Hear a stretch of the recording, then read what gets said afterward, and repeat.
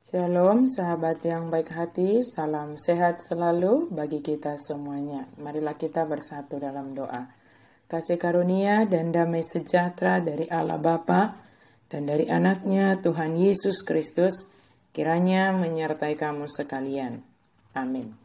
Firman Tuhan bagi kita pada hari ini dari Lukas 12 ayat 15. Katanya lagi kepada mereka, berjaga-jagalah dan waspadalah terhadap segala ketamakan, sebab walaupun seorang berlimpah-limpah hartanya, hidupnya tidaklah tergantung daripada kekayaannya itu.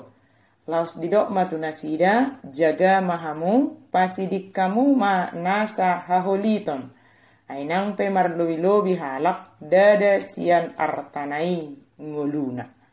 Berjaga-jagalah dan waspadalah terhadap ketamakan.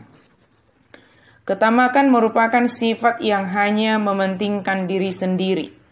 Ingin mendapatkan sesuatu, tidak peduli apakah itu mengakibatkan kerugian bagi orang lain. Tidak peduli apakah jalannya benar atau salah. Dalam hal ini Yesus mengajarkan supaya berjaga-jaga dan waspada terhadap sifat atau karakter yang demikian.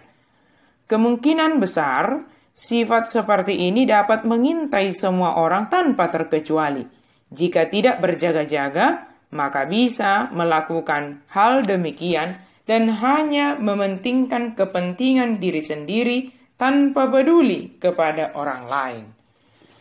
Yesus memberikan perumpamaan seorang kaya yang bodoh. Dikatakan bodoh sebab sebenarnya dia memiliki hasil panen yang berlimpah hingga dia bingung mau disimpan di manakah hasil panen tersebut. Sebab lumbung-lumbungnya semua sudah penuh. Solusi yang ada pada orang kaya tersebut adalah memperbesar lumbungnya supaya hasil panennya dapat disimpan semua di dalam lumbung. Kemudian orang kaya itu menggantungkan kehidupannya, jiwanya kepada harta benda yang dimilikinya.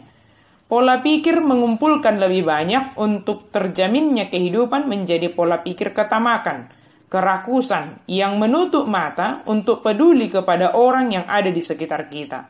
Ketika ketamakan itu ada pada seseorang, menggantungkan pemeliharaan atau pemenuhan atas seluruh kebutuhan hidupnya hanya kepada harta benda yang telah ia kumpulkan, hal itu yang bertentangan dengan kehendak Allah. Sebab hanya Tuhanlah yang mengetahui perjalanan hidup kita. Hidup dan mati kita hanya ada di tangan Tuhan. Tujuan Allah menciptakan kita agar kita bergantung berserah sepenuhnya kepada Allah, serta menunjukkan kasih kepada Allah melalui kepedulian kepada sesama kita.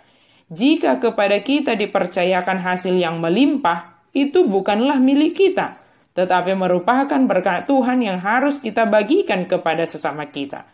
Kepedulian kepada sesama sebab kita telah menerima kebaikan dari Tuhan. Ketamakan justru hanya mempersulit keadaan kita. Ketamakan hanya membuat kita tidak dapat menikmati setiap hasil jerih payah kita. Sebab kita hanya ingin mengumpulkan, menumpuk hingga akhirnya lewatlah masa seharusnya kita menikmati berkat Tuhan melalui jerih payah kita. Ketika kita menggantungkan hidup kita sepenuhnya kepada Allah, yang mendorong kita menjadi peduli kepada sesama kita dengan membagikan apa yang ada pada kita, di sanalah kita menemukan kebahagiaan yang sejati.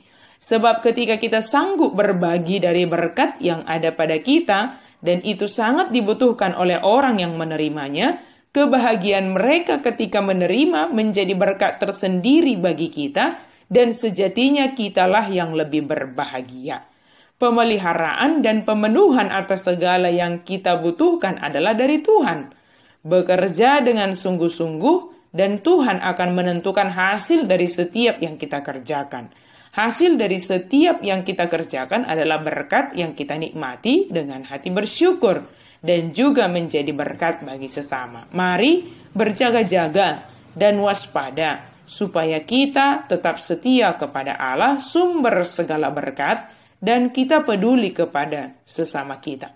Allah sangat benci kepada orang yang tamak dan tidak menyukai orang-orang yang hanya mengumpulkan untuk dirinya sendiri dan tidak peduli kepada orang lain. Dang lomoro hani debata marnida akka jolma nahulit naholan memikiri dirina sendiri dan marroha marpanarihon. Jadilah orang yang peduli, yang merasini roha, yang peduli kepada sesama kita.